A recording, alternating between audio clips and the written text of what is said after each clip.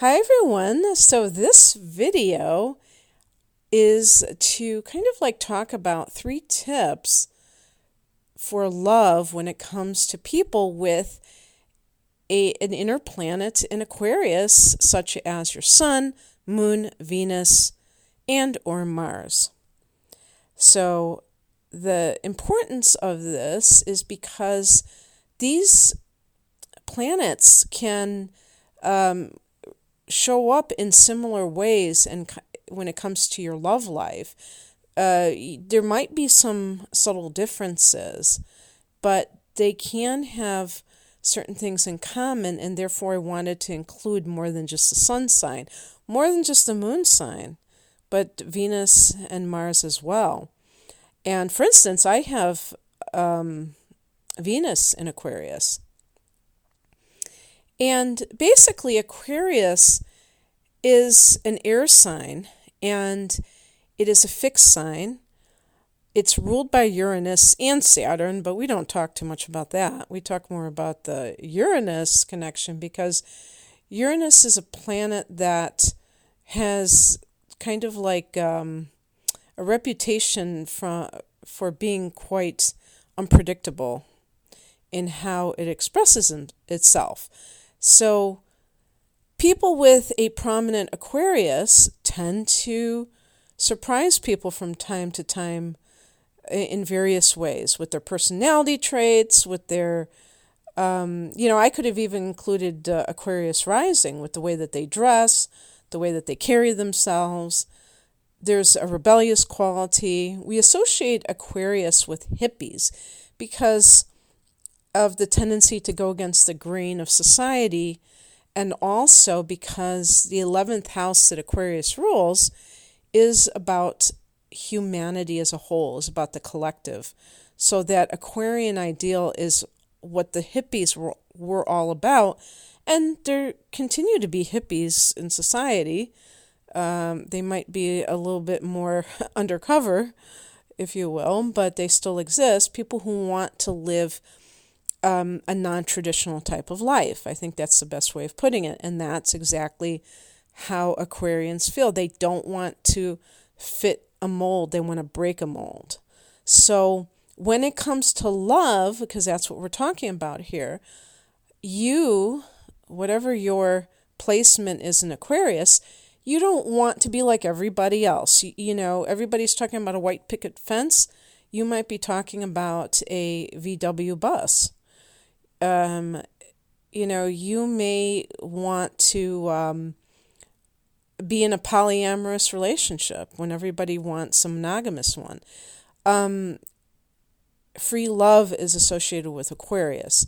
Doesn't mean that this is going to be true for everybody, though. So it's important to note that, yes, Aquarius has a co-ruler called Saturn, and there are some conservative Aquarians out there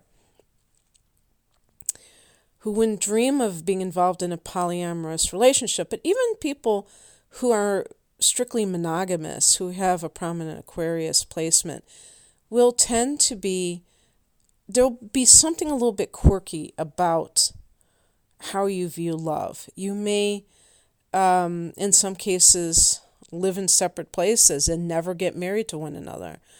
You may live together and live together for 50 years and never get legally married. You're trying to thumb your nose at convention maybe in a very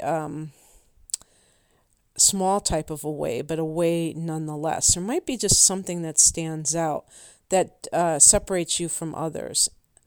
But in any case, I have 3 tips here for you. Number 1 is get out of your head. Aquarius is an air sign, and like your fellow air signs, Gemini and Libra, there tends to be a lot of talk of emotions, a lot of talk about love, and it's not very romantic to analyze love. It's more important to be willing to be in touch with that part of yourself. So that you can really be the best sort of partner for someone, especially let's say you're with a water sign individual. They may feel like you're too abstract, like you're too theoretical about everything, and that they can't really reach you somehow. I have a tip here that is similar to that, which is open your heart chakra. So we'll say that's number 2. And that means that you're willing to feel feelings, you're willing to share feelings, and you're not going to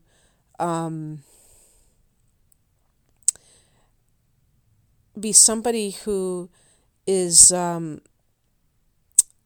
just interested in a person as a buddy. Because one of the things, the fact that I have Venus in Aquarius, Aquarius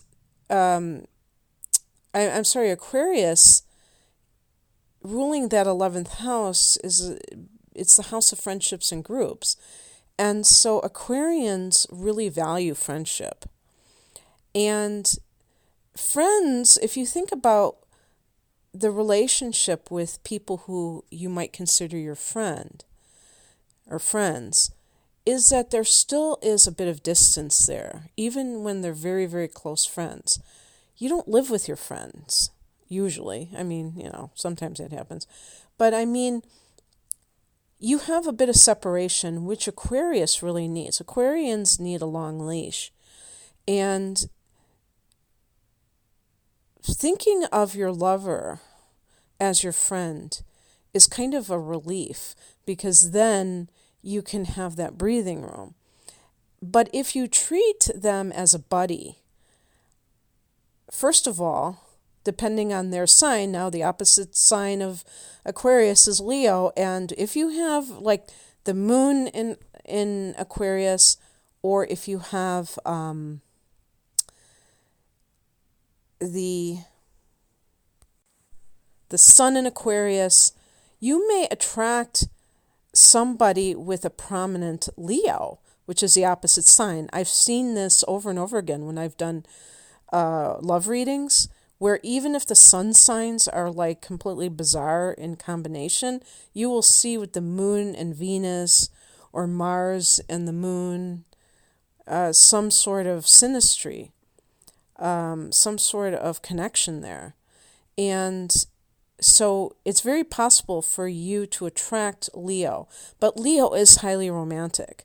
So if you're theoretical, Leo may get exasperated. They may actually feel offended that you really don't care about them. They will mistake your detachment for lack of caring, and you don't want to do that. So the next thing I wanted to say is be aware of what is right for you.